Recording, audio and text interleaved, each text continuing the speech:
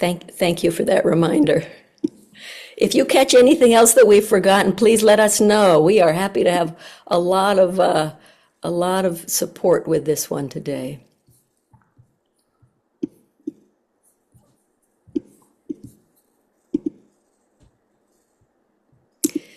And again, we're just going to give folks just another couple of minutes since people are coming in so quickly here.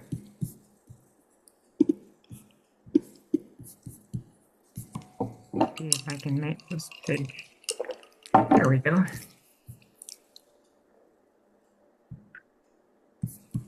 Great. Sorry. No worries, no worries. We are, I think people are coming in muted, but if you find yourself unmuted, it would be lovely if you would go ahead and mute yourself.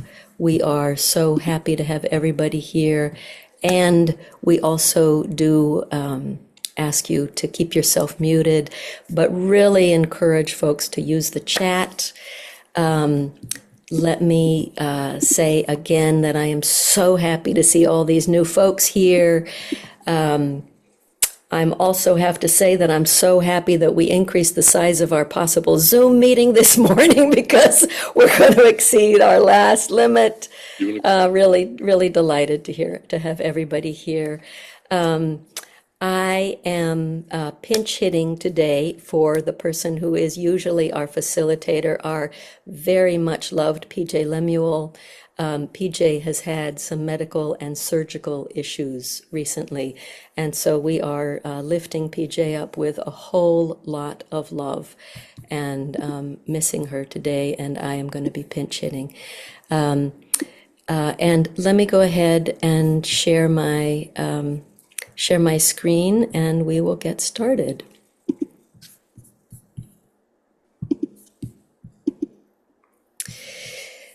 So, once again, and you'll get tired of hearing this, but once again, if you are new to Necessary Trouble, thank you so much for being with us. We are so happy to have you here, and we are so happy to be in this work with you. If this is your first Necessary Trouble meeting, I want to invite you to put your name and email in the chat so that we can make sure that we have you on our email list. I want to start by saying just a little bit about, just by way of context, a little bit about some kind of dates to be thinking about for this year of work together in Georgia. All right, a reminder that we are in the middle of the Georgia General Assembly, the legislative session. A reminder, this is the first year of a 2-year session.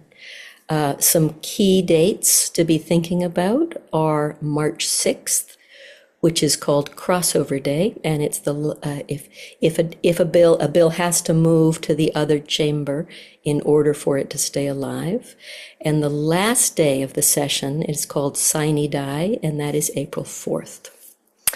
Another upcoming important date to be thinking about, March 18th.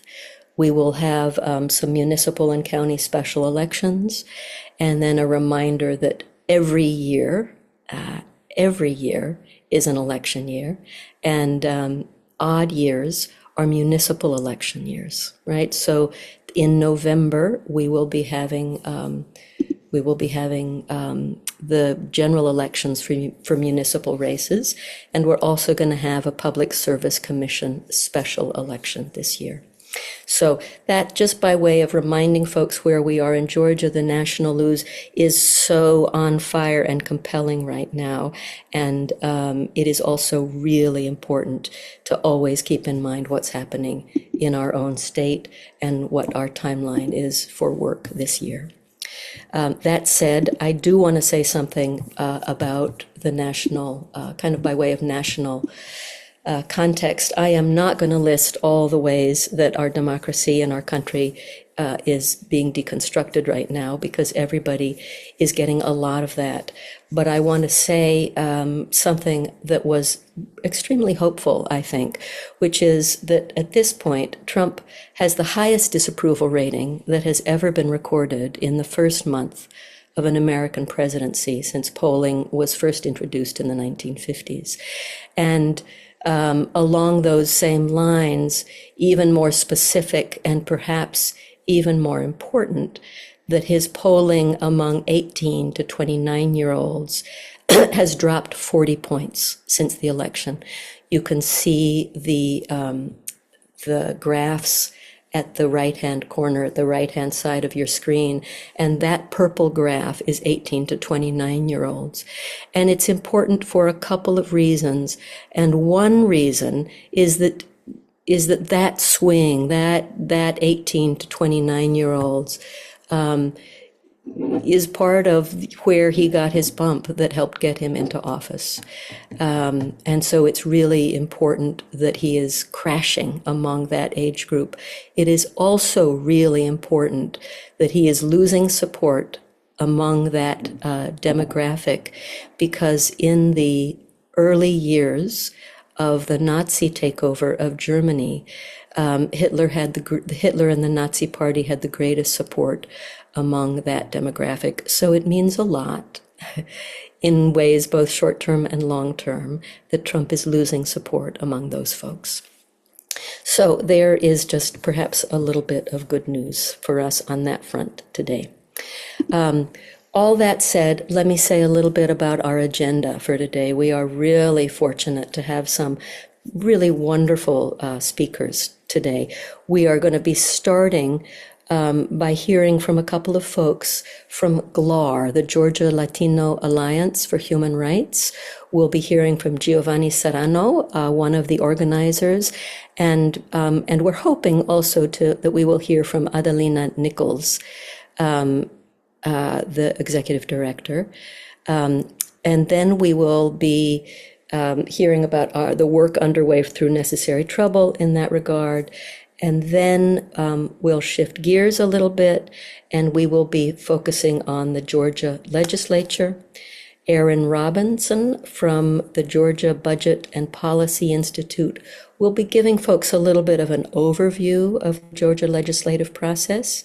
And then we'll be hearing updates both legislative updates and updates about the state election board. And we'll be hearing those from longtime troubler friend, Representative Syra Draper.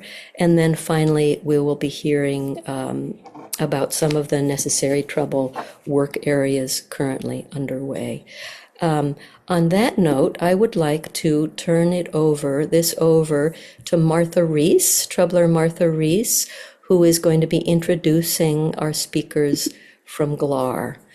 So Martha, if you would unmute yourself, and Tara, if you would share the PowerPoint screens, that would be great.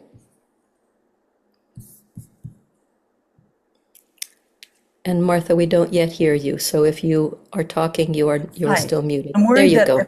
apparently Giovanni's internet went out, so I'm hoping he can get back in. But hi, everybody. I'm really happy to introduce GLAR and Adelina Nichols to this group, because they are a group, and I hope to show, that has a grassroots democratic group that has created new structures in Georgia. So Adelina Nichols started GLAR in 2001 after working with community leaders. Next slide, next slide, next slide. That's her. Everybody calls her Adelina because she's so active. Some of the things she's done is trained people to deal with the press, to speak in sound bites, and such that in the next slide, you'll see some people from GLAR getting arrested. These are people who at the time were undocumented, chaining themselves to the White House fence. And in Georgia State, there's Gina, and being arrested, and have been empowered to do that kind of thing. Next slide, please, Tara. And here's a picture of Adelina speaking in 2019 in resistance of Trump's then immigration raids, and speaking on Democracy Now! And talking about how they had contacted 25,000 communities in Metro Atlanta and telling them about the rights that they had and how to resist the raids. So this is what we can look forward to in the current climate. Next slide, please.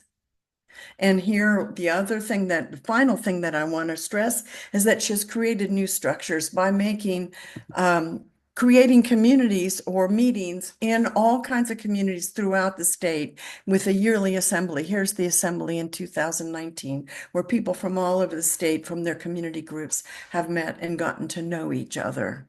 Next slide, please. And finally, the motto is, we're here. We're not going anywhere. And so I hope we can hear from Adelina. And if not, I hope that Giovanni can get back in. He was out of the internet a minute ago. And Carlos Medina, another organizer for GLAR, is also online. And I don't see them online right now. I think Giovanni is here. Giovanni, Everyone. Thank you, Marta. Good. Hi. Yeah. Okay. And I'm able to go there. Okay. Cool. And I just want to say, thank you so much, everyone, for allowing us to be here today. Really, really excited, and as Marta was saying, so grateful for the work that our director Adelina Nichols has put on forward and kind of taught us to as well to take on those leads as well to continue adding, the youth power into the movement. So glad we're multi-generational, from kids, entire families that plug into the work. And in 2019, we launched the Ash Chasers initiative due to Trump saying that they will do mass raids in different cities, and it just happened that Atlanta was one of them. So we launched our Ash Chasers initiative, which is a rapid response team that patrol the area early in the mornings, 5 in the morning to like around 8 in the morning. That's usually when ICE targets our community members when they're heading to work. So we were doing that. We had close to 100 volunteers. And now we are relaunching.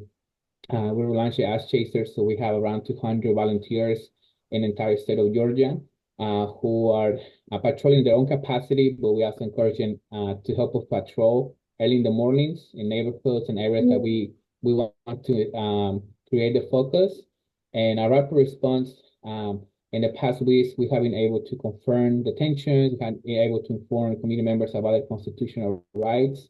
And we also have been doing outreach of Know Your Rights, canvassing on the streets, visiting stores, doing different workshops. Our executive director, Adelina Nichols, is currently in South Georgia doing corporate trainings, and I think she was also visiting South Carolina. So we have expanded to South Carolina to inform community members. And also for the Ash Chasers, I wanted to share the link if you guys are interested in joining us. We have a sign-up form. We'll be having a training in the next 2 weeks of things that we can do as Ash Chasers. Unfortunately, like we're really transparent to community members. We're not able to stop a detention, but we can provide support to community members who are either in their homes, holding their ground to avoid ICE from coming into their house, because sometimes the situation is just so drastically and difficult that your own fear, makes our community members open the door. So we're trying to be there for support. And with the Ash Chasers, by documenting the behavior that ICE has with community members changes, because they know if they violate any constitutional rights, if they use violence, there is evidence that can be used to sue them.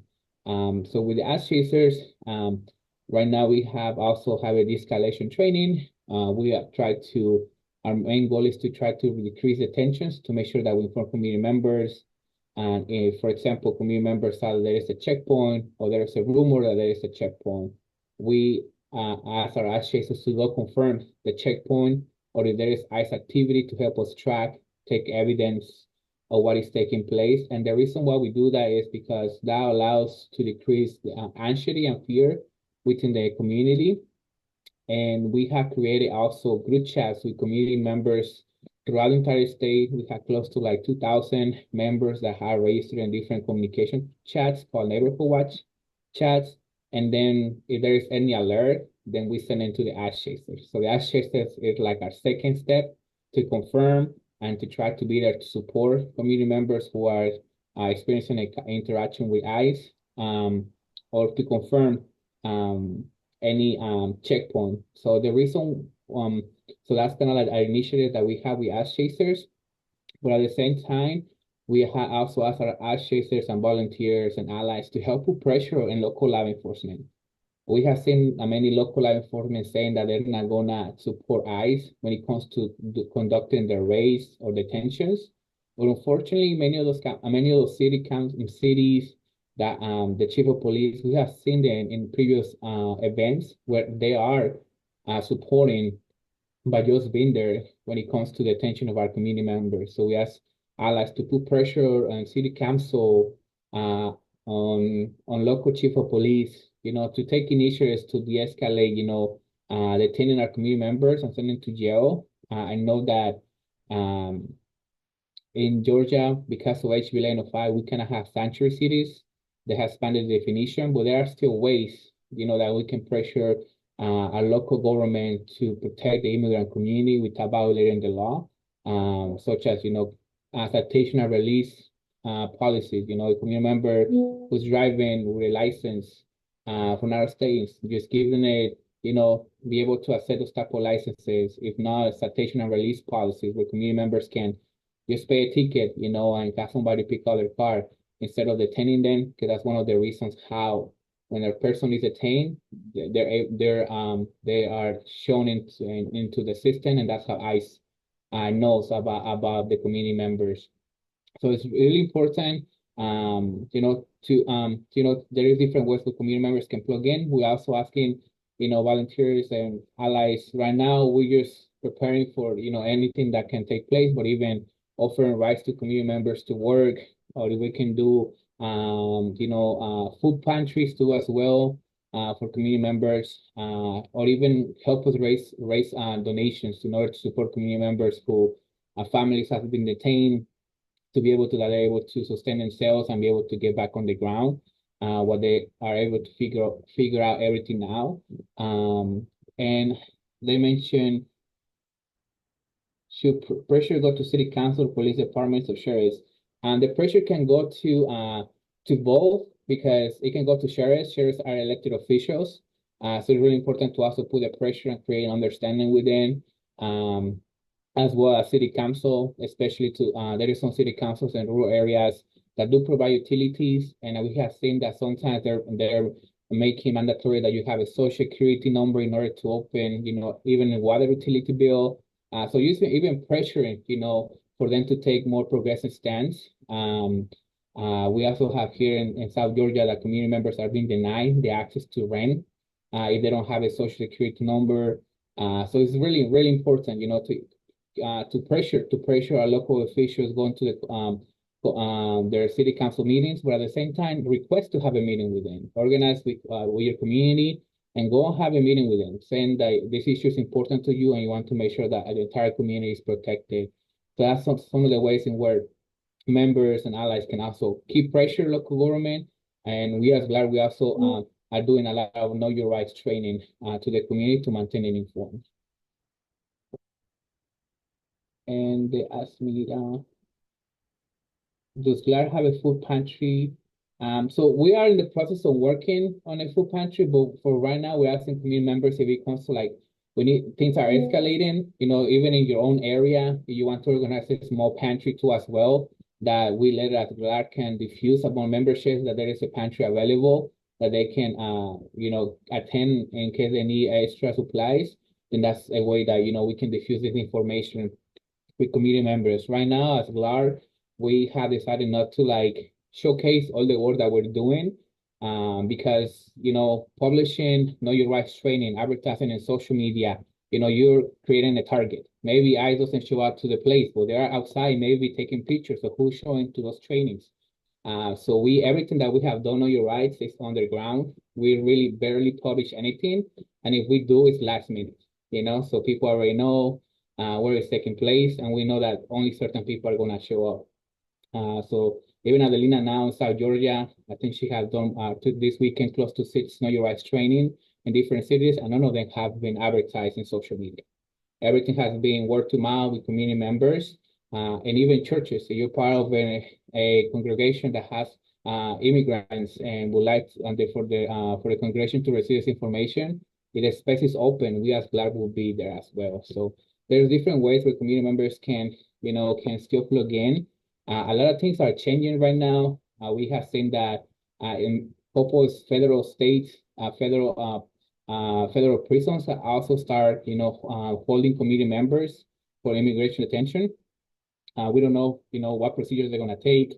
But I know they're running out of capacity. They're pressuring the representatives up in Georgia in the federal Congress to give them money to the DHS because they're running out of money. So that's also impacting their capacity. But we know that the Know Your Rights training is effective because Tom Homan, the border czar, has said that committee members are not opening the doors because there is organizations that are misinforming community members and making their job more difficult, even to the point that Tom Homan has asked the DOJ to even investigate Representative Ocasio-Cortez for giving Know Your Rights training.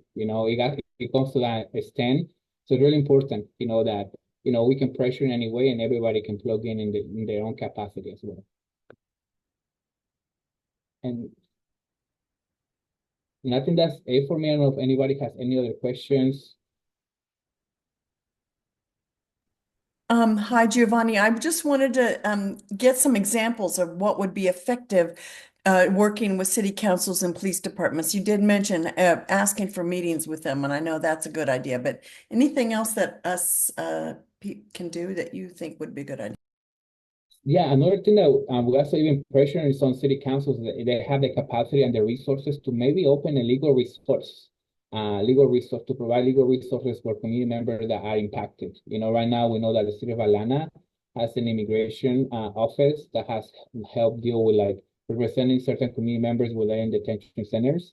Right now, so far we know that immigration bonds are still available, but that's something that we still know is going to change too as well.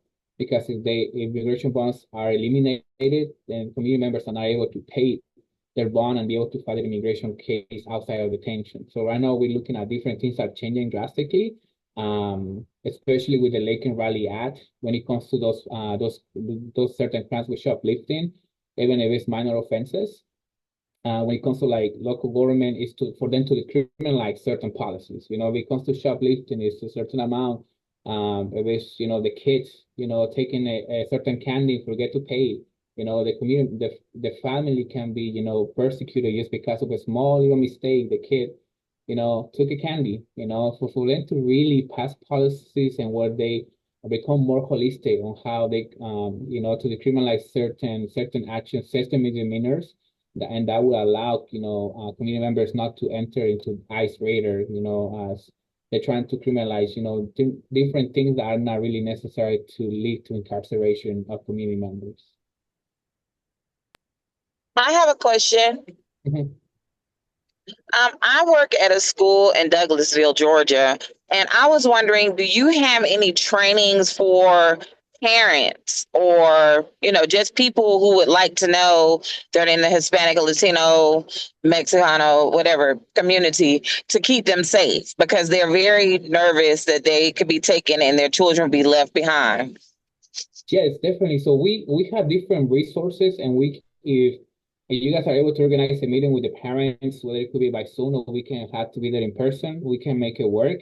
But yeah, we provide different trainings to know your rights. But also in here, I also submitted in the chat many of our deportation defense materials that we have. So we have a Know Your Rights package that also has a different scenarios. What happens if ICE goes to your work? What happens if ICE comes to your house? What type of the rights that we have to not enter to any ICE agent. But at the same time, what type of package we have in a preparedness package, which community members can start preparing, especially you have kids. Who's gonna be in charge of your kids if you get detained? To have a G28 form basically allows you to kind of sign that you want a certain immigration lawyer to represent you. And in that way, if something happens, an immigration lawyer can access your data and can be able to start advocating for your case. So this booklet that you guys can find in there has a lot of information, and it has all the documents that are really necessary that community members should prepare in case there is a detention. Like a family member gets detained, who's going to have access to the bank accounts? Who's going to be able to pick the kids? So all the information I can find in our website, but at the same time, we can also go and provide this training if the space is open. You can just coordinate the date, I and can't you can understand him. yeah.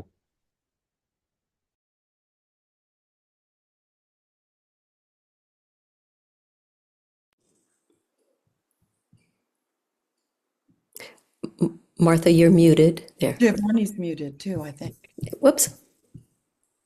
And but yeah, I also posted my email in case you guys want to reach out to us directly for trainings. Feel welcome to email us as well. Yeah, I had a question about the detainees in Guantanamo. I know right now in Georgia, they're at Fort Stewart. Do you know if any have been transferred to Guantanamo, or do you have any information about that? Yeah, I know some community members have been transferred to Guantanamo Bay, but I'm not so sure. I haven't seen nothing directly from Stewart detention. What we have found is that they had transferred some community members to the Atlanta federal prison, the FIC. So they had transferred close to 100 community members there.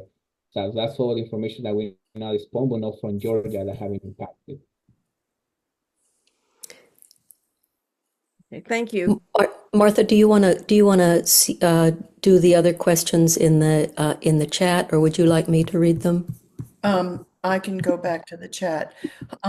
Giovanni, Sarah asked if ice chasers need to commit to being available at certain times of the day.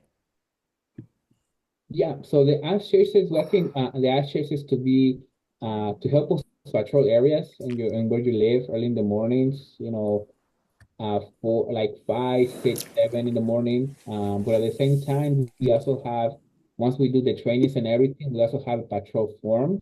So during your day, you have certain times that you can go and patrol different areas. You can submit the patrol form, and then from there, if we have like a alert from a community group that there is an ICE presence in certain place, or there is a checkpoint that needs to be confirmed, then we will reach out to the community member that is available in that time. But we also have our signal chat for us chasers that people will be added to. So then in there, we ask the request, hey, any person listen, any us chasers in Athens can go check, if there is a checkpoint here. Or ICE was a seat at the top in Gainesville. Can somebody confirm, or go out there to provide support to community members. So we're able to share all that information and kind of like ask who's available at that time to go and check those incidents of reports. Let's see. Mary asked, where can you get the Know Your Rights package? Isn't it? Can you put that link in the? Yes, I drop it again. It's called the Deportation Defense. And Oh, I see. I see it. Yes, yes, and you can find all that resources there. Uh-huh. How about giving people rides? How could you organize that to work? Yeah, so right now we're still coordinating that part because we don't want to like kind of scare community members, so we kind of get the feel like who's gonna be able to help us, sign up or be able to volunteer. So definitely right now we're still coordinating different things, like coordinating more of the logistics. But if everybody in this group is interested and be able to provide that or being able to volunteer, feel free to email me.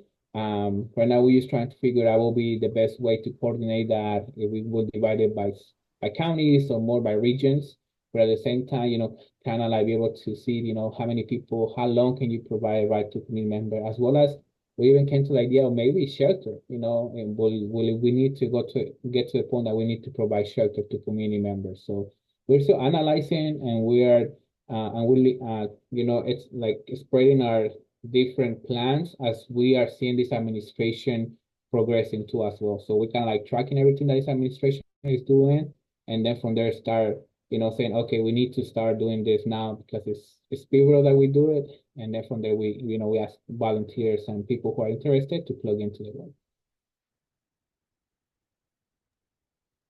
Are there more questions in the chat? I just I wonder if Giovanni could stay just for a few minutes. Giovanni, could you just stay and answer more questions if in the chat if people had them? Is that all right? And Martha, is it okay if we transition to Tara? Is that good? So we are rather than hearing from about the immigrant and refugee work group at the end, we're going to ask Tara and Martha together co-lead Necessary Troubles Immigrant Refugee Work Group. And so we're going to ask Tara to talk about the work that is underway in that work group and encourage folks to put their name and email address in the chat if you would like to participate in that. Tara, it's all yours. Thank you. So you can see my screen and hear my voice?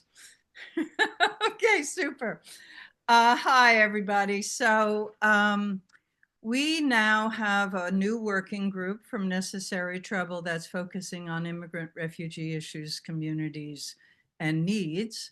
And 32 troublers have signed up to be part of this team. And we've been pretty active so far, but as Giovanni was saying, it continues to open and unfold the needs, and the organizations are also changing what they need and being clearer with us what they need. So we're trying to partner with several different organizations. The first one is an alliance, the Georgia Immigrant Rights Alliance, and I'm going to talk about each one of these in brief. The other is being launched a campaign by national and Georgia and local individual chapters, and we are one of those, Safe School for Every Student. I'm not going to say, I'm not going to say too much about GLAR since we've just had such a wonderful overview of GLAR, but we do have people who have been working with them, and I'm sure we'll have more. We've also been working with Casa Alterna and with El Refugio. And this list may change, but this is what we're doing so far. So Immigrant Rights Thursdays is happening every other Thursday. Last week was one of them, then it'll be 2 weeks from now, 2 Thursdays. It happens down at the Capitol, the Georgia State Capitol.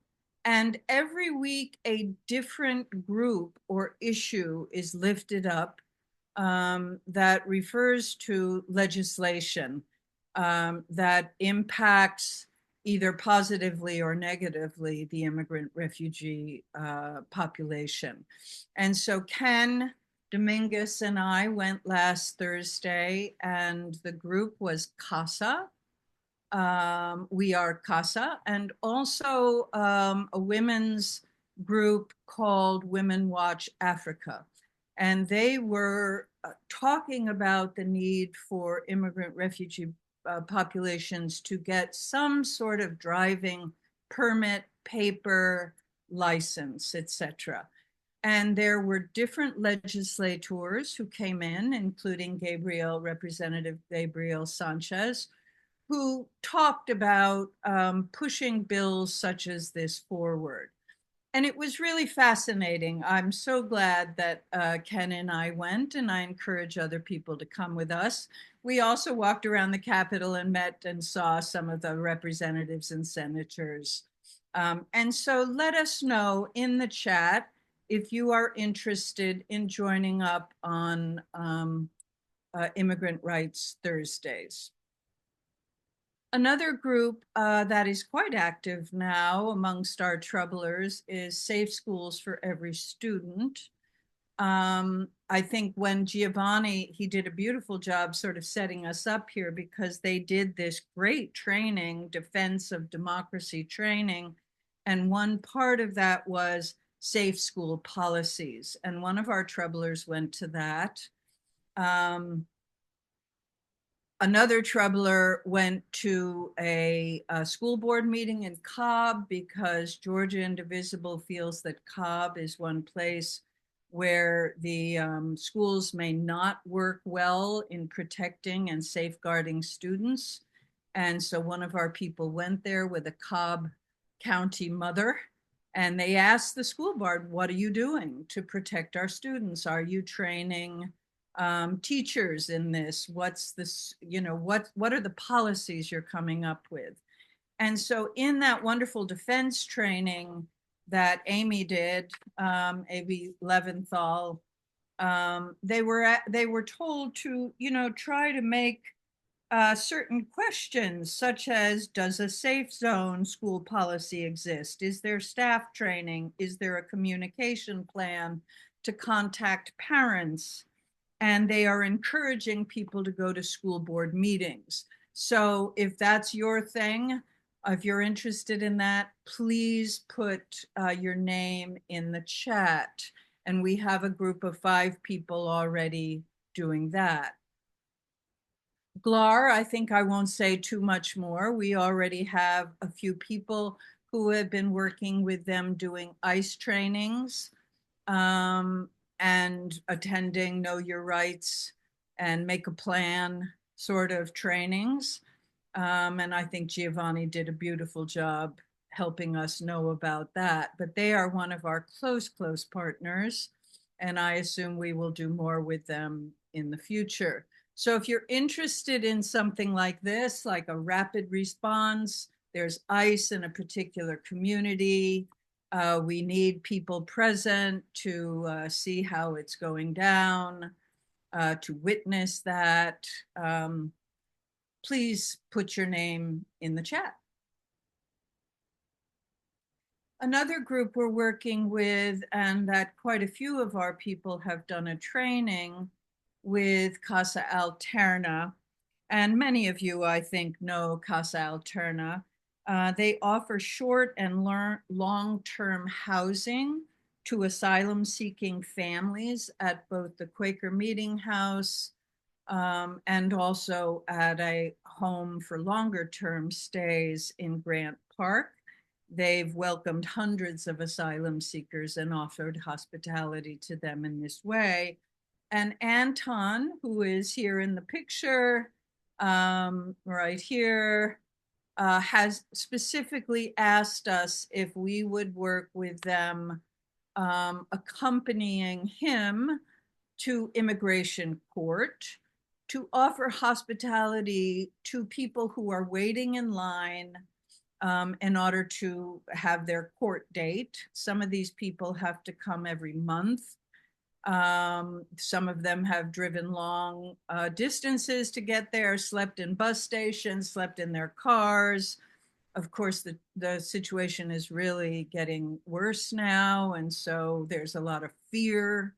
And so Anton would like us to offer hospitality, food, snacks, water, information about short and long-term housing if they need that through Casa Alterna.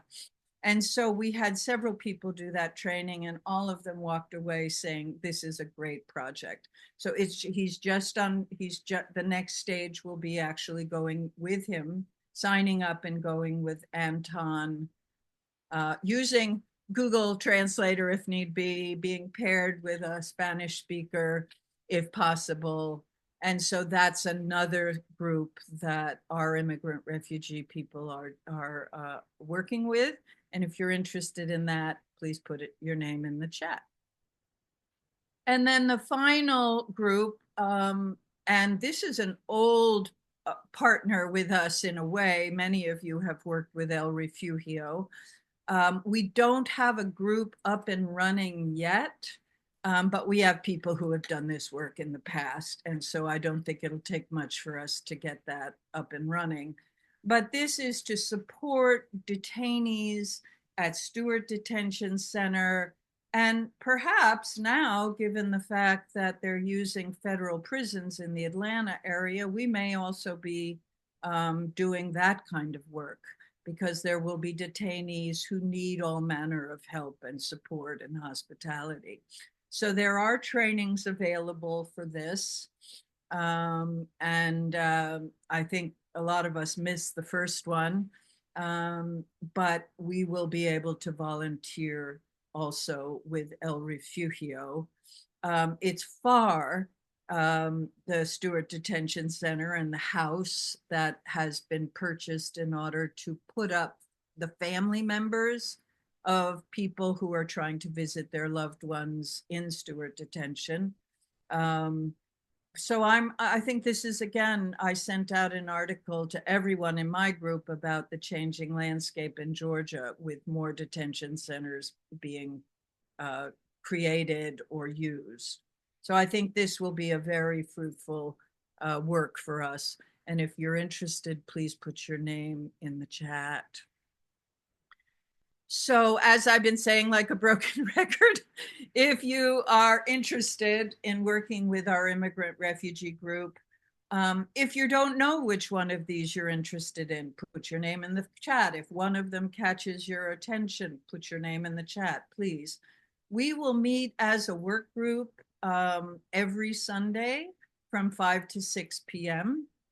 And our next meeting will be March 2nd by Zoom. So once we know who's interested, we'll also send you out. We'll put you on our list. We have donations. In a way, my friends, the thing these organizations need the most is money. It's not to say our bodies and minds and hearts won't be used, but they do need money. So I encourage you, and I know that Karen's put links in the chat for that. So thank you very much. Tara, thank you so much. I think you said that you were meeting weekly, and I think you meant you're meeting once a month. Just didn't want to scare anybody off. Thank you. Yeah, weekly, that's for sure. absolutely, absolutely. And I think the other thing to say to people is, even if you don't join up with one of these little groups, we send out action alerts. You know, show up at the Capitol, go to Claremont and Buford Highway, do this, do that. And so if that's all you want, that's fine. Put your name in the chat, join our group, and you'll get our action alerts. Beautiful. Great thanks to Tara and Martha, and great thanks to Giovanni. Giovanni, thank you so much. If we can just give a little acknowledgement to the extraordinary work that GLAR is doing, and Giovanni as a tremendous organizer, and our hearts are with you, Giovanni. We look forward to working hand in glove with you and hope that we can continue to support whatever work you need done. Great gratitude for speaking to us today. I have a question. It's to do with whether, for Giovanni, it's to do with whether businesses are pushing back at all, either in the legislature or in terms of ICE raids, against what is happening, because their workers are at risk and they're not coming to work. Are you getting any support from businesses? I can answer real quick. Yeah, we're also reaching out to businesses to let them know that they have rights to deny, ICE to come in. But at the same time, we have also been able to go to poultry plants to share information and kind of let community members know that businesses will get a notification if ICE is doing an audit with the IRS. So businesses can inform their workers that ICE is going to come a certain day, so then their workers do not have to work, So that's another way that we inform the businesses as well. Thank you, Giovanni, and thank you, Philippa. And I just saw that we had missed Philippa's question in the chat. I want to really encourage folks to just drop their questions in the chat. We will try not to miss them, and we will try to make sure we catch them all. We are going to, with lots of appreciation and gratitude, shift gears. We are now, and actually Philippa's question kind of touches on legislative issues too, right? We're going to switch gears and talk about the state legislature for a moment. And I'm going to turn this over to Karen Davenport to introduce our next speaker. Karen, it's all yours. Thank you so much, Becky. I'm excited to talk a little bit about what is going on in our state legislature. As you know, what happens at the legislature impacts our lives greatly. We're excited today to have Aaron Robinson meet with us, and Aaron is going to share briefly about some basic legislative structure and processes. Aaron works as Director of Outreach and Strategic Campaigns at the Georgia Budget and Policy Institute. She has worked extensively as a campaign manager at the Center for American Progress in Washington, and she's also been a policy analyst. Erin is going to share her slides, Becky, so if you could make it possible for her to do that. And she's going to go over again some of the basic legislative structure and processes so that we understand it better. And we need to constantly be aware because a budget determines what our priorities and interests are. Erin, thank you. Thanks, Ms. Davenport. I will pull up my slides.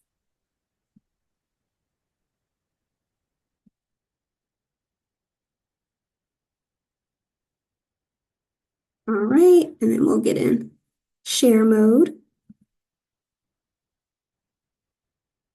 All right, can everybody see that? Great. And thank y'all so much for having me. As Ms. Davenport mentioned, I'm Erin Robinson with the Georgia Budget and Policy Institute. So I am our Director of Outreach. So I'm not one of our policy analysts. So if y'all have like detailed policy questions that I can't answer, I will drop my email in the chat for you, and I'm happy to share it with my colleagues who are like specific policy area experts. So I'll jump in. So the Georgia Budget and Policy Institute, also known as GBPI, we are a nonpartisan, nonprofit research and advocacy organization, and our goal is to advance lasting solutions to expand economic opportunity and well-being for all Georgians. We really want to see a Georgia where there is inclusivity and where everyone can thrive.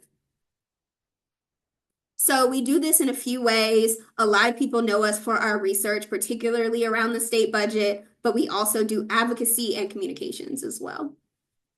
So here are some of the policy areas we work on, taxes and budget being at the top, but we also work on education, healthcare, and economic security.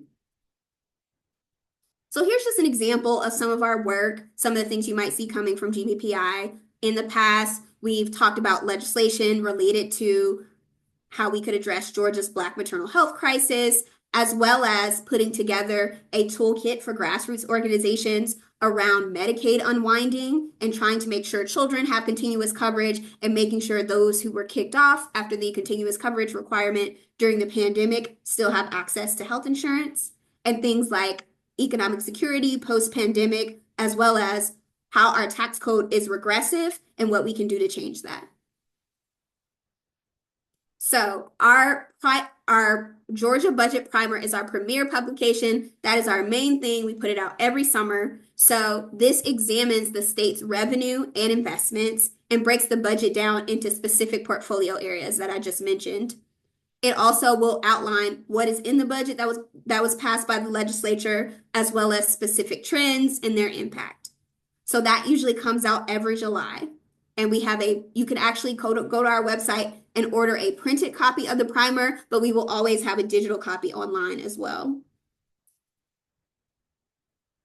So before I get started, I just want to quickly do a small activity. It'll only take about a minute. So I like to play this game of Never Have I Ever because it helps us think about the budget. So I'm going to show on my next slide a little list of activities or things you might have done in Georgia. So in your head, just think about how many of these have I done over the past year?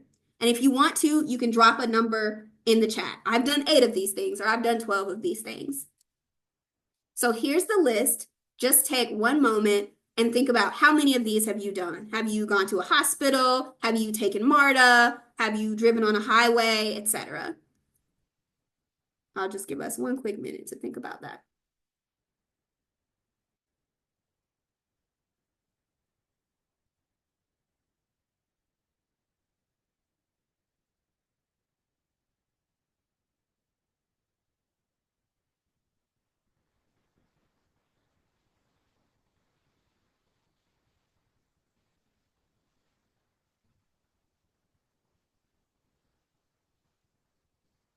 Now, when we do this, I always like to ask, and if it's okay, you can come off mute to say this. Does anybody have an idea about what all these things on this list have in common?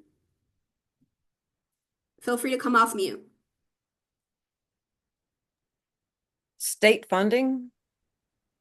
Love it. Yes, absolutely. Absolutely. State funding is what these things have in common. I'm going to talk a little bit about the budget process and how it impacts us. So that's exactly right. All of these things will have a line item in the budget or are impacted by the line items in the budget. Great answer. And here's just an example list.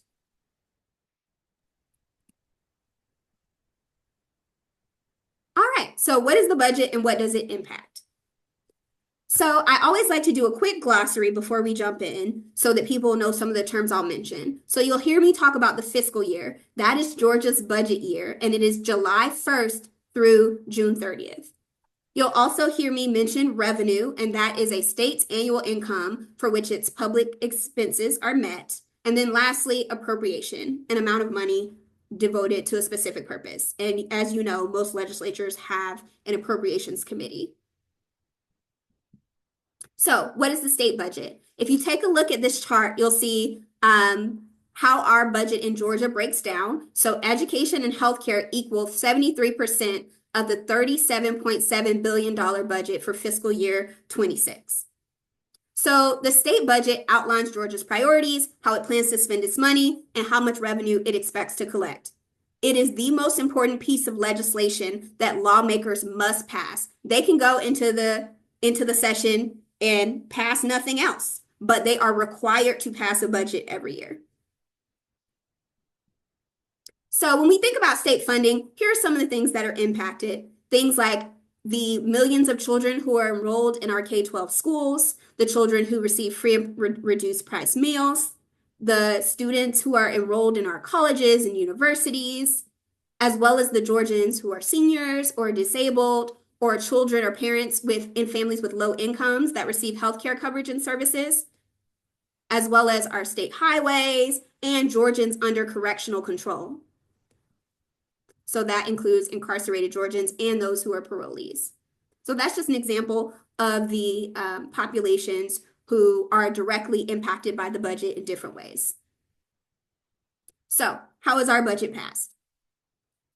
It's always important to know how do things lay out in the Georgia legislature. So first, we have the governor, and the governor has the power to set the revenue estimate. So that's saying how much money do we think the state will bring in that year? And that caps the budget appropriations. So the governor is required to submit a draft budget annually to the General Assembly within 5 days of the General Assembly starting. The governor also has line item veto power and has 40 days to veto legislation that's been passed by Georgia's General Assembly. The governor also can task the floor leaders in the legislature with an agenda and say, here are the things I want to get done this legislative session. So in Georgia, our House of Representatives has 180 members, and right now there is a plus 20 Republican majority. So each member in Georgia's House of Representatives represents about 60,000 Georgians, and the Speaker of the House is elected by their colleagues. In our Senate, there are 56 members with a plus 13 Republican majority, and each member represents about 192,000 Georgians. Our lieutenant governor, who is independently elected, presides over the Senate. And there's also majority and minority leadership teams. So, as an example, the Republicans are the majority party right now in Georgia. So, what is our legislative process? Each year, our General Assembly convenes on the second Monday of January. So this year, it was January 13th, and they have a 40-day legislative session. But that's not just 40 days in a row. That means 40 actual legislative days where they're voting and passing bills or having committee meetings, etc. And so I believe at the beginning, Becky already talked about crossover day, which is that midpoint. And then Georgia's annual budget year, as I mentioned, Georgia's fiscal year is July 1st to June 30th. So every legislative session, they're amending the current budget. So right now, they just recently amended the fiscal year 2025 budget, and they're working to pass the fiscal year 2026 budget. And so those amendments can be like, for example, we have some more students enrolled in our public schools, so we have to adjust funding, or things like Medicaid funding, the state portion, et cetera. Those are the things that make them have to amend the current year budget. So there are also committees in each of the legislative chambers. And there's 40 House committees and 29 Senate committees. And it's the Rules Committee that sets the legislative calendar and decides what's going to come to the floor, aka what's going to be voted on.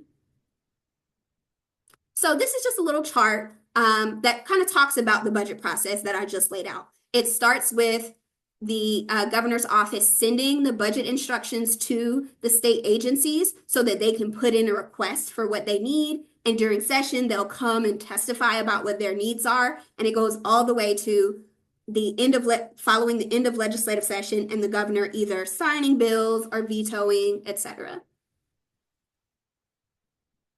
So here's some quick good to knows. So a lot of times I get questions about, okay, well, what about federal funding? So there's $22 billion in federal funding that mostly pays for healthcare, education, infrastructure, and human services. And that's kind of broken out here. And as you see, healthcare is about 61% of that from the federal government to Georgia. So it's also important to note that a few years ago, Georgia passed a flat tax where the tax rate progressively decreased. And so the proposed decrease for this year is from 5.39% and will go down to 5.19%. And if you look at this chart, you'll see what that tax cut means for Georgians based on their income levels. So at the bottom, you'll see the average incomes from the bottom 20% to the top 1%, and then what the average tax cut would be based on this change. And so we always like to compare this to, for example, if Georgia did something different, like, for example, if we had a refundable child tax credit, because Georgia does not currently have a state version of the child tax credit. And looking at this tax cut compared to the flat tax shows that families that are at the bottom of the income spectrum would get a much larger tax cut under Georgia having a state version of the child tax credit. We just always like to give that as an example of the flat tax versus some other things that Georgia can also do around taxes and putting money back in people's pockets. So some of you may have heard that Georgia has a budget surplus. So Georgia generates more revenue than it spends. From fiscal year 21 to 23, 15 to 22% of funds appropriated were left unspent. And Georgia has a revenue shortfall reserve. So that is our state's savings account, and it's capped at 15% of the previous year's revenue. And so that's our savings account for rainy days, for economic downturns. But right now, we currently have around $11 billion in undesignated reserves. So that's above the state's savings account, the revenue shortfall reserve. And our spending has not kept up with inflation or population growth. So here's just a little chart about how that looks. The revenue shortfall reserve, our state savings account, is in gold, and then our undesignated reserves are in blue.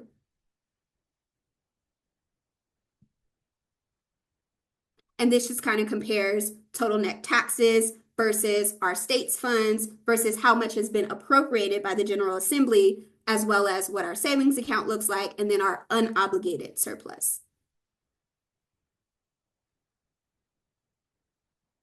So before I close, I just wanted to talk a little bit. We love to talk about the budget process, but I always think it's important to talk about advocacy. How do we get engaged and what can we do?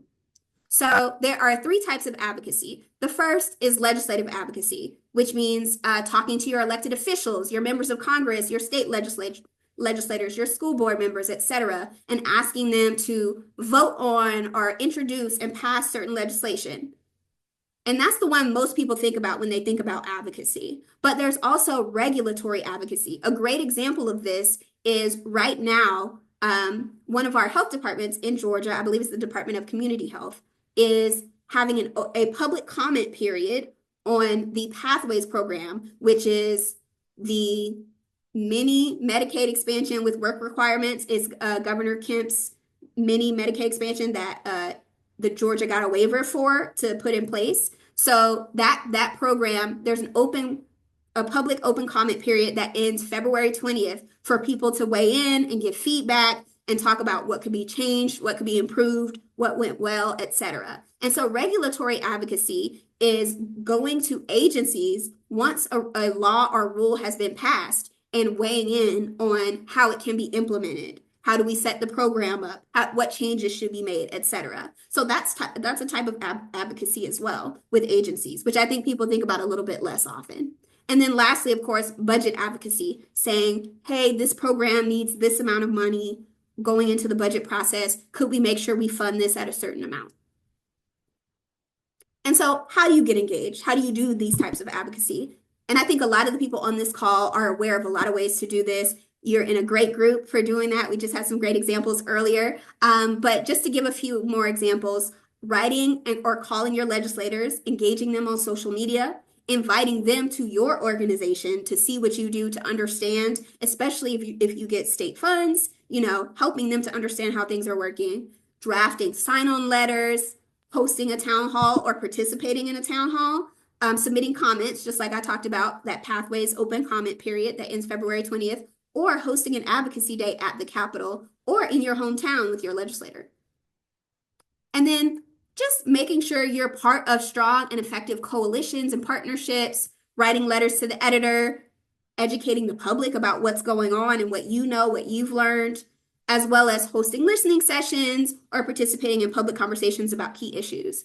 So that's pretty much it for this presentation, but I did want to share, if anyone on this call is interested in public education, GBPI helps to lead a state coalition around fair and full funding for public education. And if you want to know what's at stake for public education at the federal and state level, next Friday, we'll be having a virtual learning session with federal and state experts to help answer your questions, help people understand what's going on and how they can get engaged. I'll drop that info in the chat for anybody who's interested. And then the following week, we'll also be having an advocacy day at the Capitol, a Protect Public Education Advocacy Day.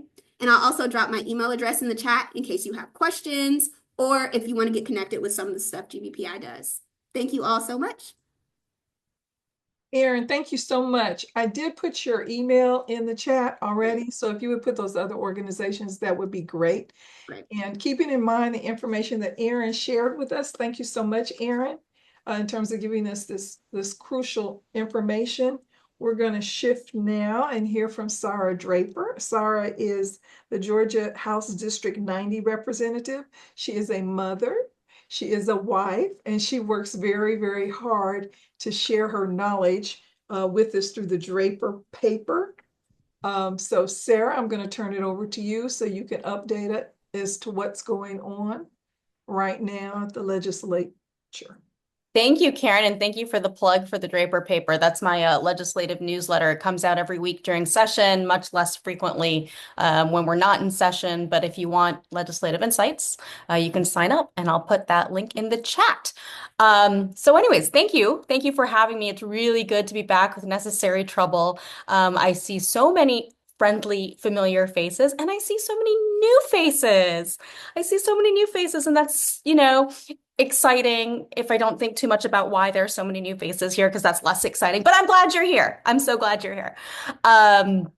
So again, my name is Sarah Draper. I'm the state representative for House District 90. That is a district that is in Atlanta and DeKalb County. I have portions of Atlanta, little bit of Morningside, Virginia Highlands, Candler Park, Lake Claire, Kirkwood, Edgewood, East Atlanta, and also unincorporated South DeKalb. So Ellenwood, Conley, Gresham Park. It's a fabulous district, and I'm very privileged to represent it. So let's talk about the legislative session, because we are almost halfway through the legislative session as far as legislative days. We're almost at day 20, although the legislative session is scheduled to end April 4th, I believe. So we have a little bit more time.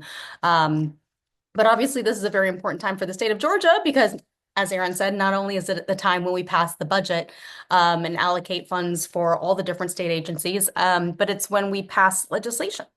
And so, as many of you probably know, there's a Republican trifecta at the state level. So Republicans have a majority in the House and the Senate, and they have the governor's mansion. And so because of that, the practical reality is that they set the agenda and they pick the priorities that we work on. Because we only have 40 legislative days, we can't possibly work on everything. And, I would say goodness, I'm guessing at these numbers a little bit now, but I would say upward of 4,000 bills get dropped every session. A really small portion of that become law, right? Maybe 200 bills actually become law by the end of session. And of those 200, you can probably count on one hand how many of those were sponsored by Democrats. So overwhelmingly, Republicans pick the initiatives, pick the priorities that we work on during the legislative session. And we have gotten previews from both the governor and the speaker and the lieutenant governor about what they're interested in working on this session. And so number one has been hurricane relief, which, both parties are certainly for the effects of the hurricane in South Georgia in particular, for our timber industry and for our farmers has been absolutely devastating. And I think it has fallen off the radar for a lot of folks. But certainly our communities in South Georgia are very much hurting. I just heard a stunning statistic. I can't remember what county it was for now, but it was one of our small counties. We have 159, of course. And the statistic was that the cost of just removing the fallen trees from that county was more than the total budget of that county for a year. These are small counties with small budgets, and so these types of natural events are pretty devastating. Now, I can't help but mention that just recently, just last week, the Speaker of the House was reaching, and the Agricultural Commissioner were reaching out to President Trump because they had requested an extension of the FEMA deadline to request more money for hurricane relief, and the Trump administration had rejected that request.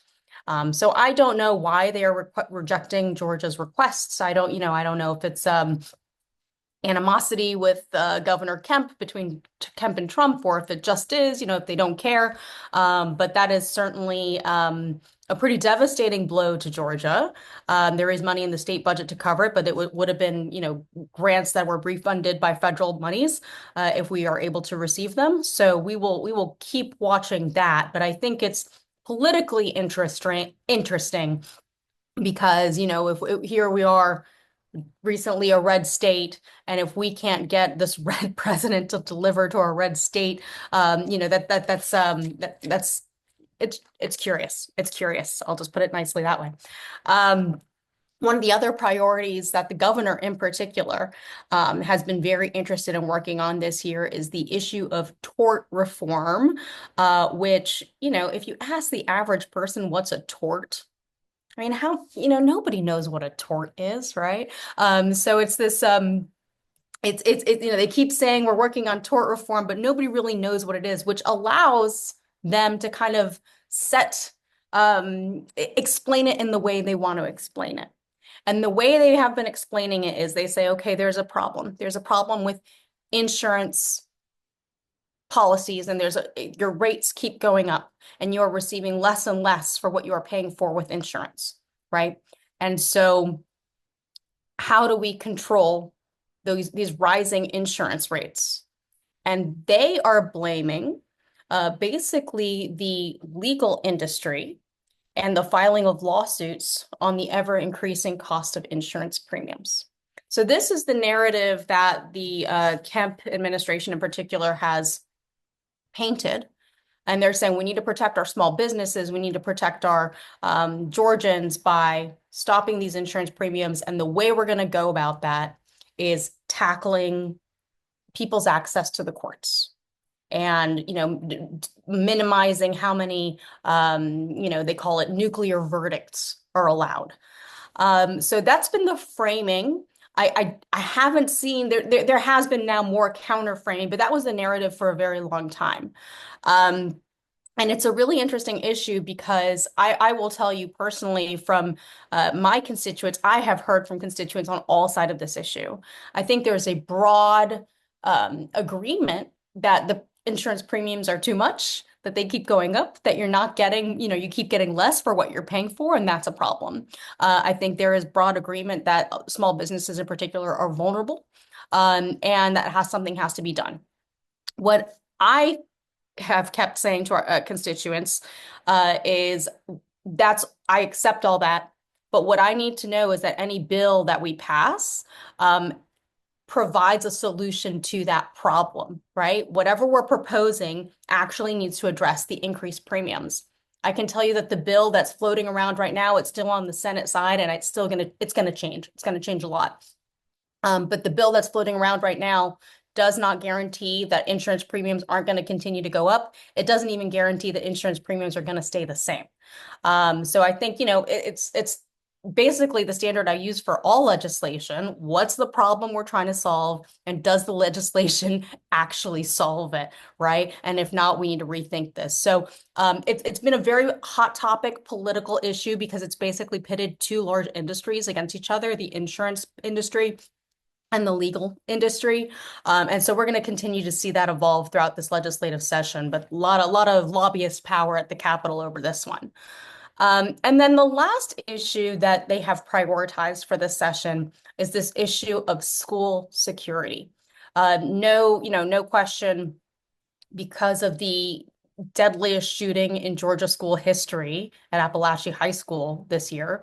It's not surprising that this is a priority issue. But I can tell you there's probably no single issue where I am most frustrated with the direction of Republicans, because they just dropped, what they call a comprehensive school security bill. It's 50 pages long. They keep on mentioning it's 50 pages long. It must have everything. But you know what it doesn't have? The word gun. It doesn't do anything to address what I view as the root cause of school shootings, which is the proliferation of guns. It's after the Appalachia school shooting, you even had the Speaker of the House saying, maybe there would be movement on red flag laws, which are, really modest reforms in the area of gun regulation, if you want to call it. I prefer to call it common sense gun safety. But it's a really modest reform that even Florida has, y'all. Yeah, well, oh, I might be wrong about that. Okay, I'll have to double check that. But Florida does have a 3-day waiting period, which just like blows my mind, because we don't have a 3-day waiting period before when you go and ask for a gun and receive the gun. That's generally understood to prevent these kinds of crimes of passion, if people have a little bit of time to cool down. I mean, even Florida has these rules. Texas also has these really modest kind of common sense gun safety rules. We are the only ones who apparently just refuse to even acknowledge that guns are part of the problem. And I really thought that after the Appalachia school shooting, there would be movement, especially given what the speaker said. But now that we are in session, they have gotten away from the gun conversation. As I said, the bill they dropped, it basically gives money for schools to continue to harden, which is just a non-descriptive way of saying they want your kids to go through a TSA like security when they go to school every morning, right? Metal detectors and searches and security guards, potentially armed security guards there at the school. So it doesn't paint a pretty picture. So it's no wonder they're calling it hardening of schools instead of actually describing what it is. And I just find it to be the most frustrating of things. I will say there is a great coalition that is applying pressure every day at the Capitol in favor of common sense gun safety reform. I'm sure this group, because you are so in the know about Dr. Representative Michelle Au's slate of gun safety reform bills, including the Pediatric Safe Storage Act, which is just like common sense, y'all. If you have a child and it lives in a household where there's a gun, you have to properly secure that arm. It's nothing crazy. And when you consider that guns are the #1 killer of children in this country, it's a no-brainer. But I really think it tells the story of the hold with which the gun lobby has Republicans. And even these Republicans in these moderate swing districts are deathly afraid of moving an inch on this issue. So that is where we are now. We have the children, some of the students, I should call them, I'm sorry, and families from Appalachia High School. They came a couple weeks ago in support of some of these bills that Dr. Michelle Au has dropped. They're coming back this week as well. So they're going to keep on applying pressure during this legislative session, because it's just beyond the pale that they could purport to have a comprehensive school security plan and not do anything about the gun issue. Let's zoom out a little bit, because when we're talking about legislation, obviously, it has to go to the Senate, it has to pass the House. So there's a back and forth between the Senate and the House. Generally, historically, the House has been viewed as the more moderate chamber. And this, a lot of those terrible, terrible bills, the red meat kind of political, nasty bills start in the Senate, and then maybe the House doesn't take it up at all, or they water it down before it gets to us. So generally, we've been viewed as the more moderate chamber. But I think that's a little bit more up in the air this year, in part because there's so many people on either side that are planning on running for higher office, so they have to like show their MAGA bona fides or something. But also, you probably followed the drama at the beginning of the term when far right MAGA Senator Colton Moore, um, he had been banned. Long story short, he had been banned from the House chamber, and the Speaker of the House said that he couldn't come to the House chamber for a joint session of the Senate and the House.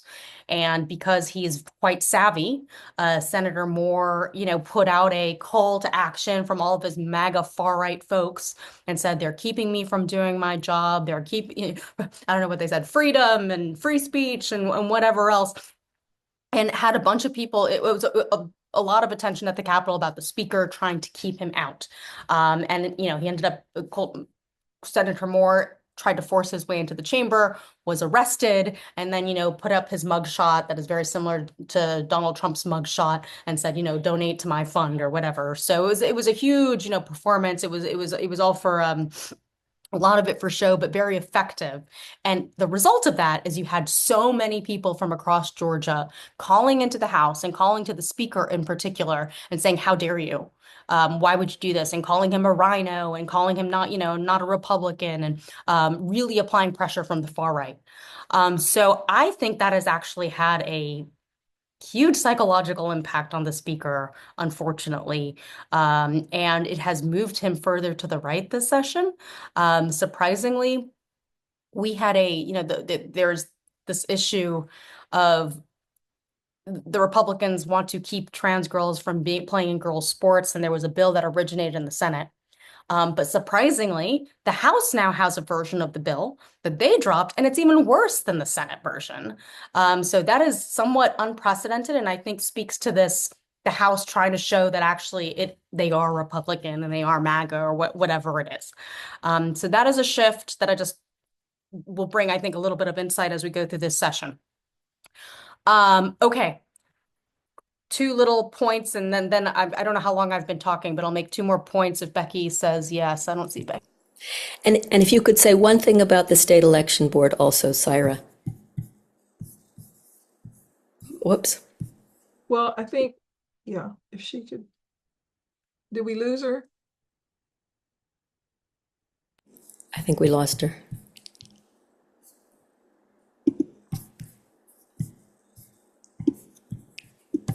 Well, maybe we should go on and then she'll come back. Okay. Okay. That sounds good. And maybe what we'll do is, so Syra, we had also asked Syra to talk just a little bit about the voter suppression shenanigans of the state election board. We have a state election board necessary trouble work group. And so while we wait for Syra here, she just texted me. She's connecting. We're going to just assume she's going to come back on. Actually, While she's coming back on, how about if Karen shares a little bit about our state election board and our beautiful. board of elections, and then Sarah can come back in. Okay, Karen McCowan, go for it. And you're muted, Karen McCowan.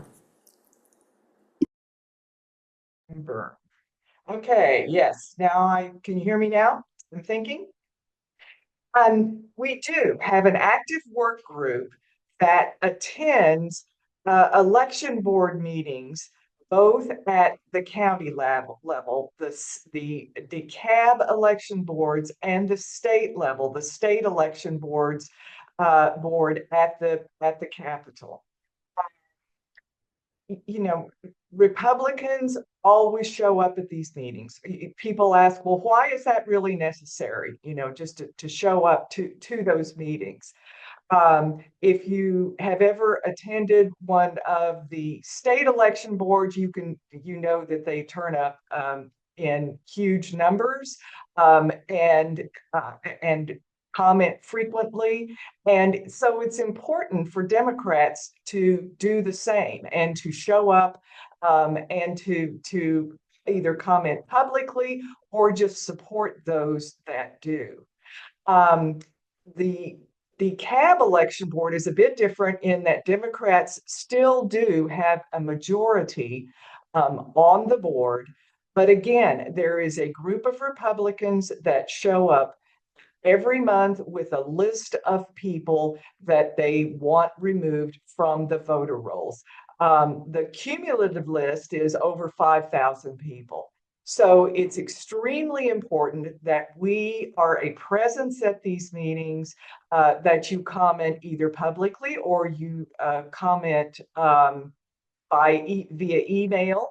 And we have a Sign Up Genius account where Tara has just dropped the link into the Sign Up Genius. Are the next meetings that we'll be attending Tuesday, February 25th, the state election board meeting is happening via streaming and Zoom at 9 a.m. And if you want to attend that, you can click on that link and get more details.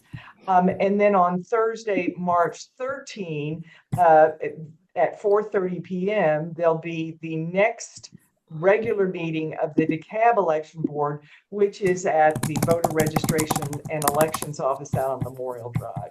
So if you want to sign up, click that link. Otherwise, please put your name and email in the chat if you're not already receiving our invitations, and I will add you to the list. Thank you, Thank you. Karen. Thank you, Karen, so much. Okay, Sarah is back with us. Sarah, you're about to share two issues with us, and then we want to talk about this wonderful person that's on the state election board that should be poofed. But anyway, go ahead. I was being Well, nice. that was one of the issues I was going to talk about, Karen. So that's a great segue. So yeah, I kind of gave the broad overview of what I see is happening at the state legislature. And then two personal things that I'm working on. One is trying to get rid of the MAGA majority on the state election board.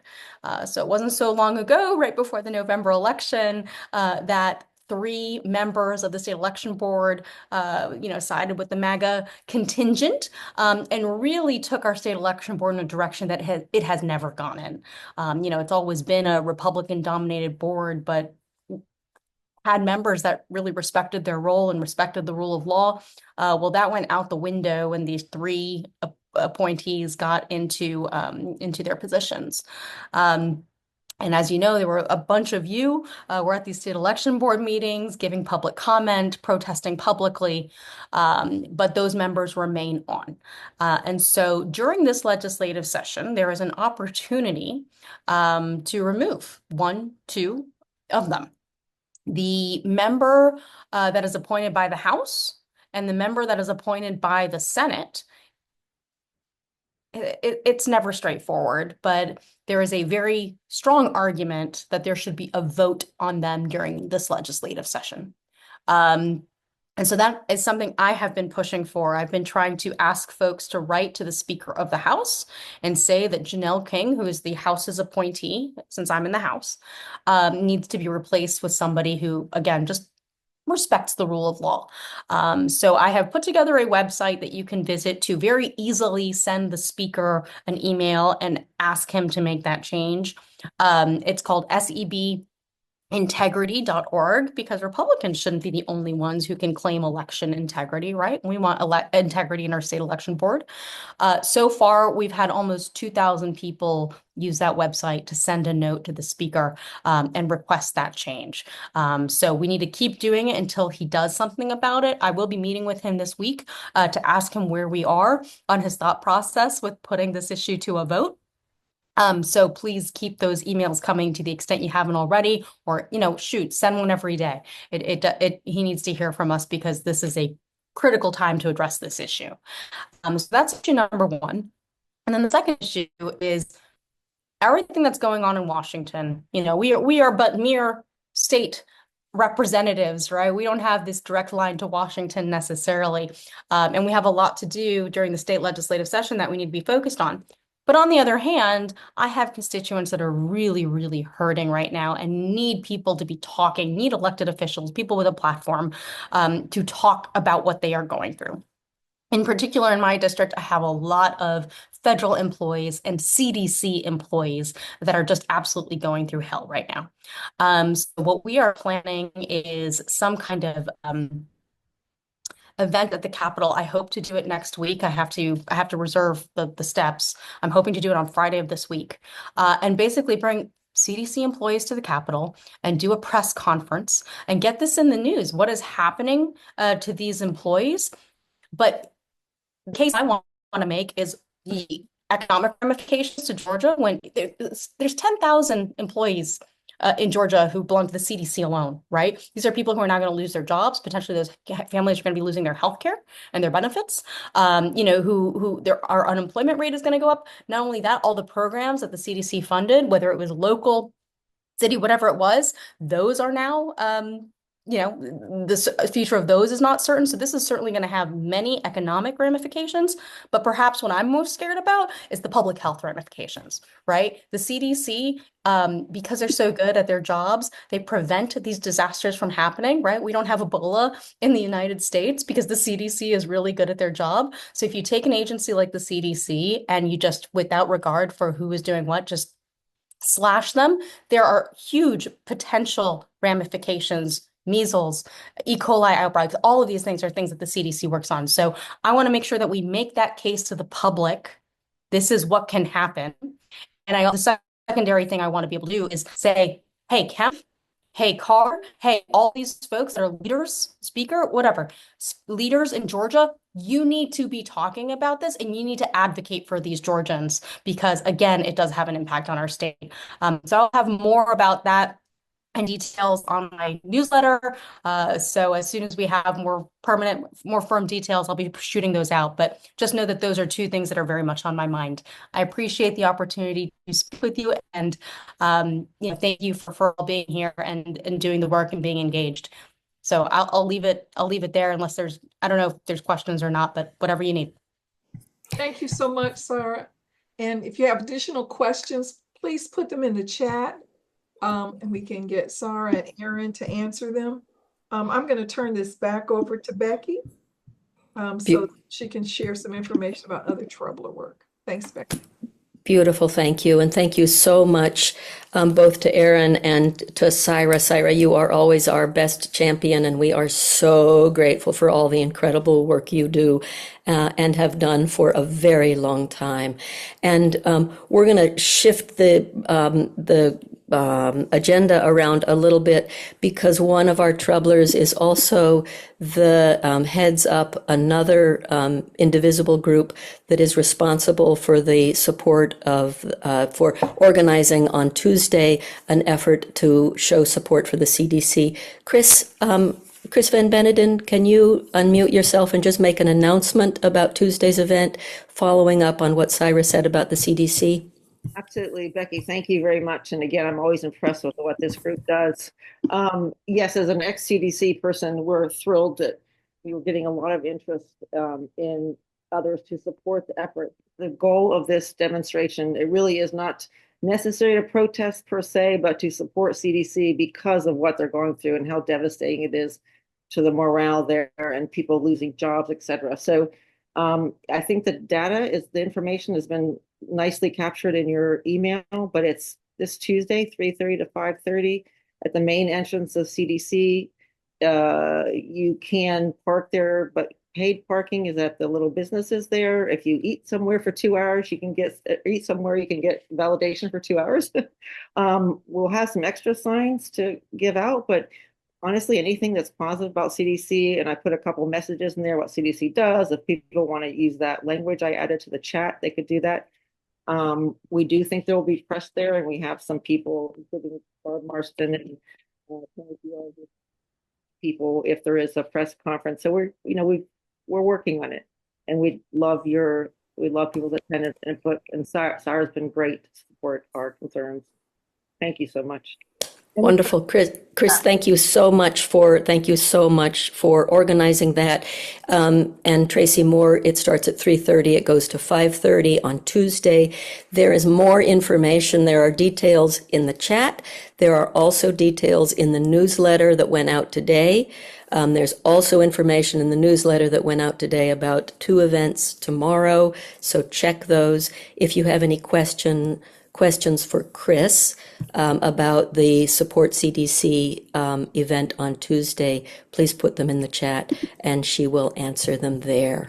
So let me just pause for a moment. So we've had this big chunk of talking about immigration and the work Necessary Trouble is also doing around that. We've had this big chunk both about legislative advocacy and the state election board, and have heard from Karen McCowan about the troubler work that in terms of showing up at those state election board meetings.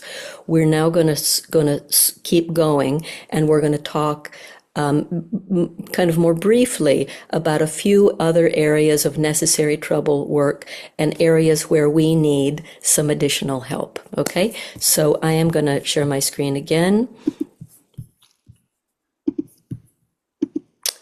And we are going to start by, so these are the areas that we're going to just touch on here. Necessary Trouble has a work group on supporting transgender youth. And Robin, would you unmute yourself and say a little bit about the work that is underway in that work group? Yes. Hi, everyone. I am leading a group of about 8 troublers who are looking at ways that we can provide direct support to transgender youth. This is not a group that is working at the legislative level. I think we're assuming that work is being done, and that we may be able to impact youth more effectively if we're working with them directly. The legislative battles seem somewhat like an uphill battle at this point. So we are currently gathering information about what existing groups are doing to support trans youth, and we're looking at smaller groups as well, where our volunteerism could really make a bigger difference. We're going to narrow that list of organizations down to 1 or 2, and then we as a group will volunteer collectively, and we'll bring those options back to troublers who can get involved, and again be doing work directly with youth to help them get through a time which is oppressive and heartbreaking. That's it. Great. Thank you, Robin. So let me say at this point that if you are interested in participating in that work, if you would put your name and email in the chat with the words transgender youth, we are very much looking for additional folks to help and support in this effort. So if you want to pitch in this most important piece of work, please put your name, email, and trans youth in the chat, and Robin or someone else from her team will get back to you. And thank you in advance for doing this. Thank you. Yeah, absolutely. Thank you. Okay, we're going to keep going here. We already talked about the CDC event on Tuesday. This is just a little bit of a heads up. This is a municipal elections year. We're also focusing on some special elections that are coming up. Necessary Trouble, and we're also wanting to support some elections outside of Metro Atlanta to help kind of do what we can to pitch in more rural counties.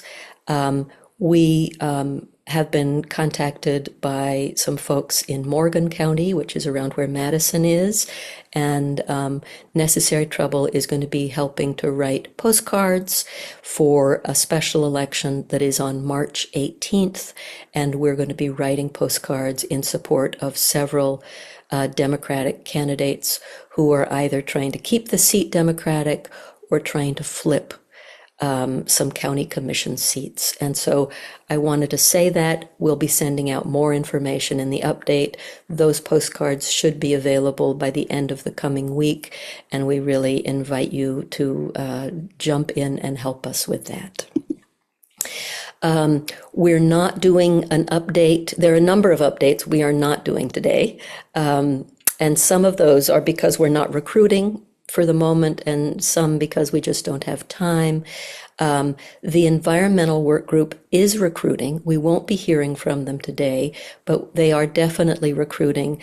They have been recently most active in supporting efforts to preserve the Okefenokee. If you would like to participate in the Necessary Trouble environmental work group, they would love to have you. And if you are interested in doing that, please put your name and email address and environmental work group in the chat. And one of the co-leads of that group will reach out to you. There are two other ways that we would very much like to ask for some assistance, and this is for Necessary Trouble in general. We have a fairly anemic social media presence. Some of that is intentional, some of it is not intentional. We've recently shut down our public Facebook page out of an effort to be more secure. But we still have a private Facebook page, and we would love to get some assistance in thinking about how best and how we can use social media in the smartest way, in the most effective way. If that is an interest area of yours, if you're willing to help us with that, name, address, and social media in the chat.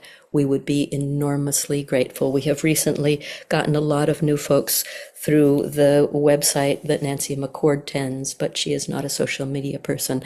And so if you'd be willing to help us with that. And then we are hoping just for a small number of people, and I'm calling it General Necessary Trouble Support.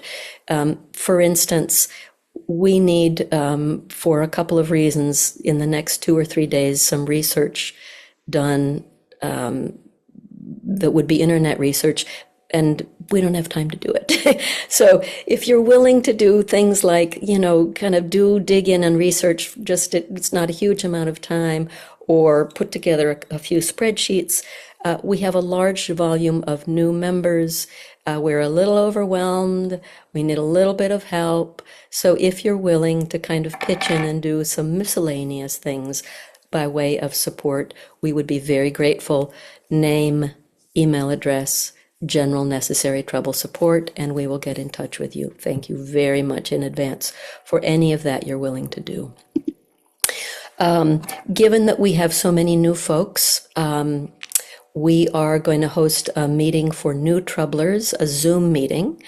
It will be on Monday, February 24th. That is a week from this Monday, from 7 to 8 p.m.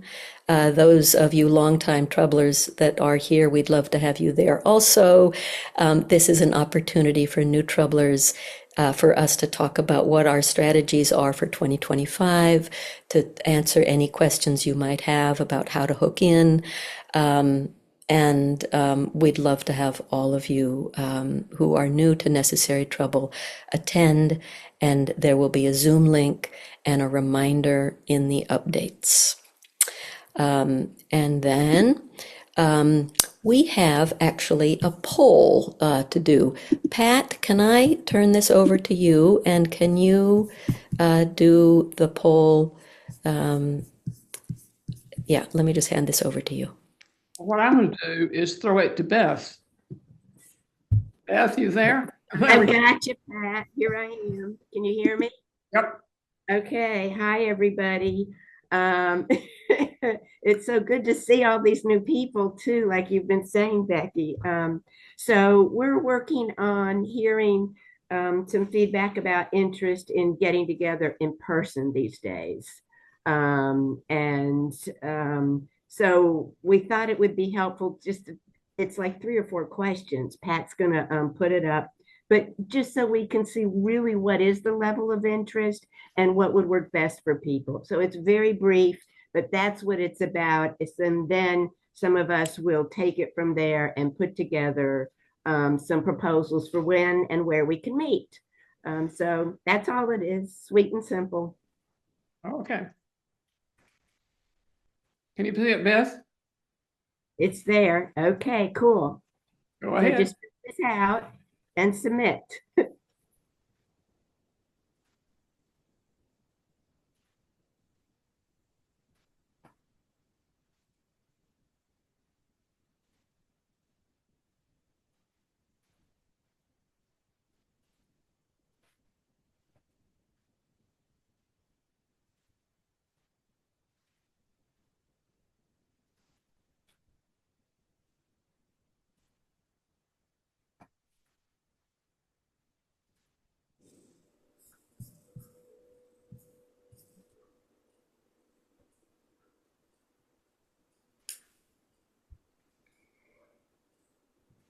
So Pat, we have 108 participants. I don't know if we'll get 108 responses, but that would be nice. Give a second to think about it. Absolutely. Surely Thank you to everybody. all of you who are responding. Thank you.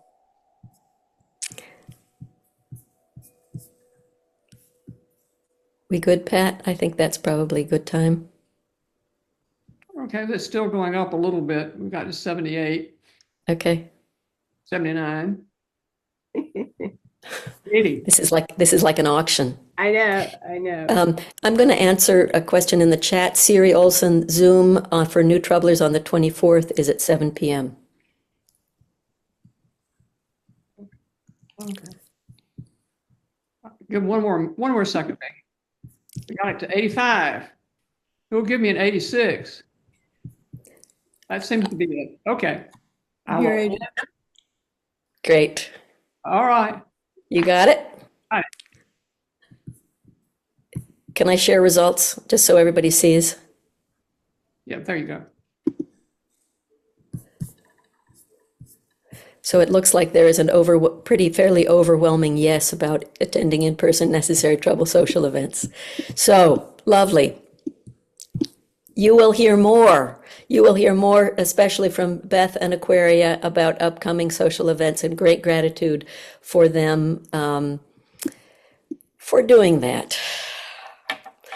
And thank you all. Let me just pause and say that more slowly. Thank you all. Thank you all. Thank you all. Thank you all.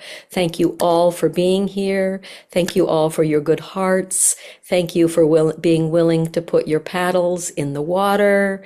Thank you for being willing to make good trouble and necessary trouble. Thank you to every single one of you that both has come today and has signed up to do work today. For those who are new to necessary trouble, our whole mission is to connect good people to good and effective work. And that's what we aim to do. We try not to waste your time, and we try to put you to work. And so a successful meeting for us is a meeting where people sign up to actually take action. And we have had a lot of people pitch in today, and we are so profoundly grateful. And for those of you who have been around for a long time, bless you and thank you. And for those of you who are just joining, bless you and thank you. And for all that has been, thank you. And to all that will come, yes, right? And for those of you who, the next meeting is Sunday, March 16th. Sunday, March 16th at 4 p.m. And we'll send out lots of reminders and lots of notices. Sunday, March 16th. And let me also say, you will also notice, for those of you who are new, we spend a lot of time talking about Georgia. We spend a lot of time doing local and state work. Those of you, and for given the urgency around national and federal work, make the phone calls, right? Make the phone calls, show up at the demonstrations, make the phone calls again, and make the phone calls again, and encourage our senators and our representatives to show up with all of their spines and all of their braveries and all of their big, loud voices, because we need them to be heroes. Their voices, their votes are very small right now, but their voices can be heroic, and that's what we need from them, and that's why we're making phone calls. So, those of you who have been around for a while know that we usually end with a song, and we are going to end with a song today. And the song is, give me a minute here. The song is a song in Spanish. And it is the song that is, and I'm going to say the lyrics, because you probably will, we have some Spanish speakers, but a lot of people that aren't. This is a song called El Pueblo Unido Jamás será vencido. And it is a song of solidarity and freedom and liberation that emerged from Chile in the fight against the military dictatorship, and has been used by good people around the world for decades who are fighting dictatorships. And so these are just a few of the words. The people united will never be defeated. El pueblo unido jamás será vencido. Arise and sing, we are going to win. Flags of unity are now advancing, and you will come marching together with me, and you will see your song and your flag blossom. The light of a red dawn already announces the life to come.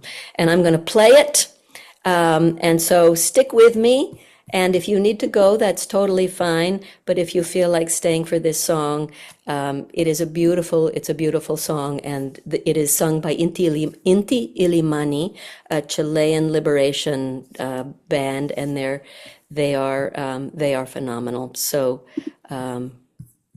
stick with me here. Give me a minute.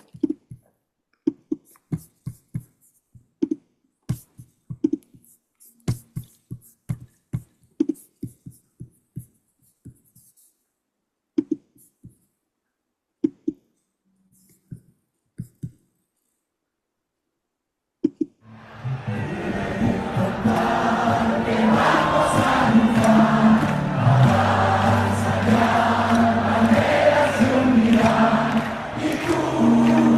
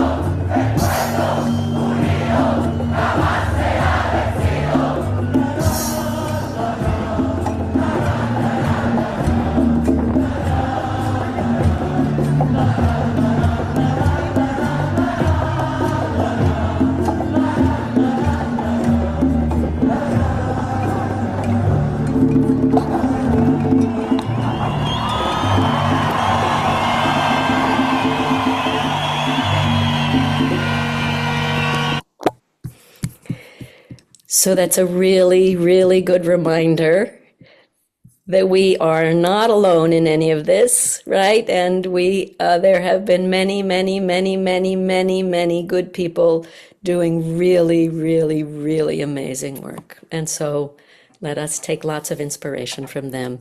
Thank you so much for coming, and hopefully we will see you again soon. And can we just come off mic for a minute and off mute for a minute and just give a little hooting and hollering for all the good work already going on, and a welcome to the new folks. Bravo, bravo, bravo. Thank you all. See you next time. Yes. Thank you, Becky. Thank you. Thank you. Thank you. Thank you. Thank you. Thank you. Welcome to the new folks. So happy to have you. Happy to be here. Lovely. Thank Lovely, you. lovely, lovely. And Martha, thank you for the song. Adelante, adelante, adelante. It was beautiful.